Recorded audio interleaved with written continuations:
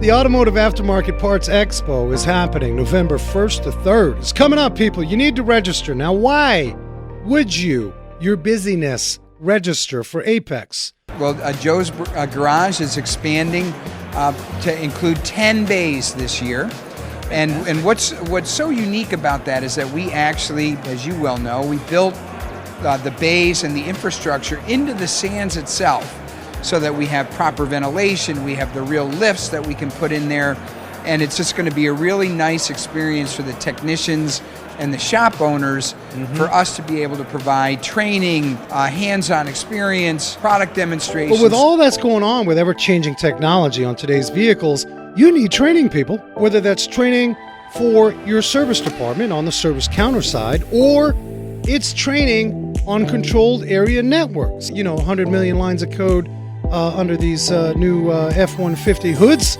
That's mind-boggling, people. AAPEX, November 1st to 3rd out of Las Vegas. What a place to do a shindig. That's at the Venetian Expo. Get on to AAPEX, AAPEXshow.com. There's a ton of great sessions to get your education on, AAPEXshow.com. Coming up, people, you need to register.